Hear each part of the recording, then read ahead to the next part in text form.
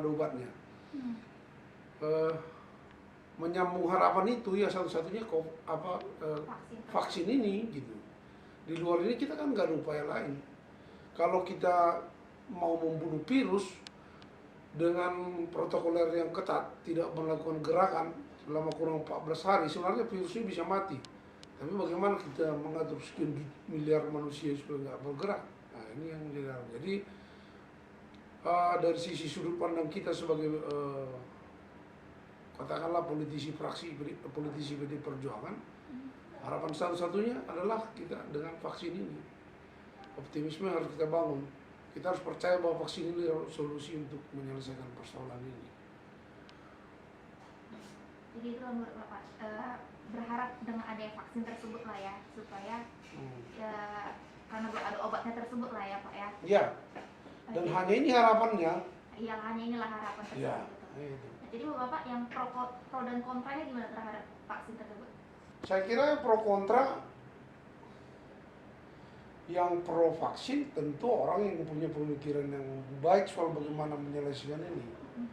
Nah, buat yang kontra atau tidak setuju dengan vaksin ini juga, kalau ada argumentasi yang pas, saya kira tidak akan menimbulkan. Kalaupun ada argumentasi yang pasti, yang pas, saya kira tidak bisa mengeluarkan solusi.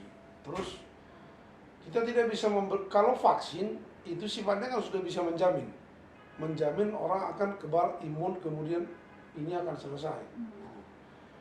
Nah dari kondisi yang ada sekarang, bahwa kalau tidak divaksin, yang kontra lah, buktinya pandemi terus saling mengkhawatirkan. Kalau dibiari ini saya kira lebih mengkhawatirkan lagi. Jadi jalan satu-satunya buat kita lah ya kembali ke vaksin. Soal yang kontra silakan. Kita kan buat sudut pandang dan penyadaran, apakah itu melalui sosialisasi atau pembentukan peraturan bahwa wajib untuk menjauhi. Artinya kan pandemi yang selama ini kan sudah ada cacar, ya, ada influenza, ada flu burung, semua kan berujung ke vaksin. Ya, masa kita biari COVID yang sudah membunuh jutaan orang kita harus tidak mengakui? Saya kira nggak cocok nih. Harus kita akui, dan yang kontra silakan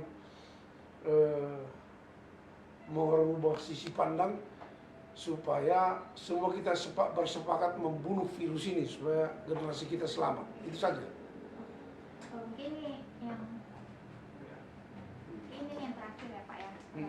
Nah, kan katanya nih dari saya lihat tadi anggota fraksi PDIP di Jakarta ya Mas, yang penolakan dari vaksin tersebut, yang katanya bahwasanya orang miskin tuh yang miskin vaksinnya yang seharga berapa gitu. Oke. Sekarang begini.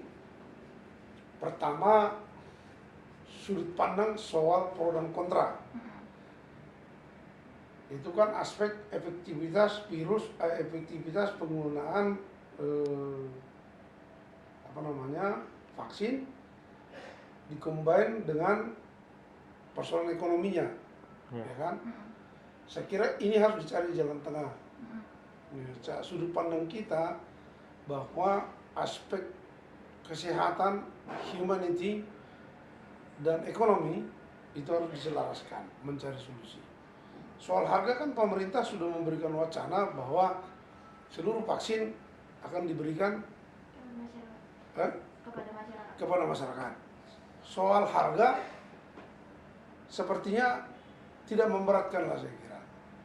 Ya, jadi begini, beberapa hari yang lalu kami juga mempertanyakan di Jakarta, keputusan Pak Presiden semua harus divaksin,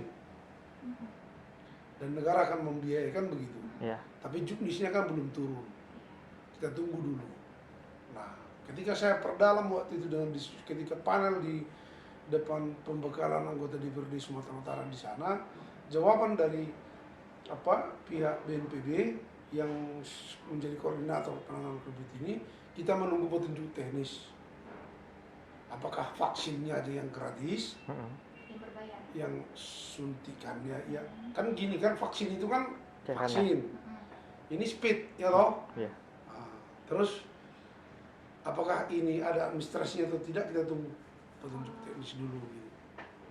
Apakah semua ditanggung pemerintah? Ya mungkin juga kan begitu. Oh iya. Jadi vaksin yang direncanakan kan sekitar 187.000 orang yang mau divaksin, Iya. kurang lebih. Nah kalau diasumsikan itu kali 100.000 aja, coba kalian hitung besok. Kan uangnya ngeri juga. Jadi atau kita kalikan 200.000, wah ngeri sekali uangnya itu. Cuman kita tunggu, tapi yang pasti pemerintah sedang memikirkan itu, penjelasan dari Menteri Kesehatan waktu itu. Lalu himbauan Bapak untuk masyarakat lah yang kontra akan vaksin gitu dia Pak. Apalah himbauan Bapak sendiri gitu. Himbauan saya, mari kita menyadarkan diri bahwa dengan membunuh virus ini adalah menyelamatkan generasi. Kalau kita bertahan juga tidak ada garansi, ya, tidak ada garansi yang bisa menyatakan orang kebal terhadap virus ini. Saya sendiri sebagai politisi, anggota DPR provinsi sudah merasakan loh. Saya alumni COVID-19 dan buat saya itu bukan aib, tapi itulah pembelajaran bahwa COVID ini benar-benar ada. Saya 28 hari dalam isolasi. Karantina ya Pak ya? Karantina saya 28 hari. Ya, karena kenapa?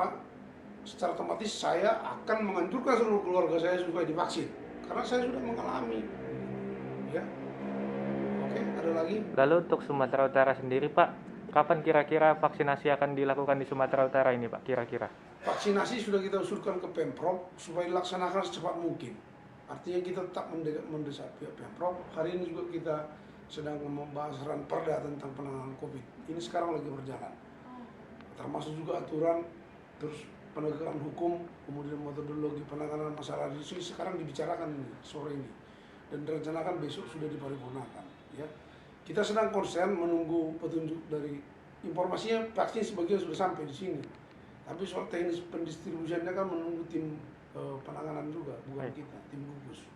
Kita tetap konsisten dengan itu supaya masyarakat lebih cepat terlayani soal ini.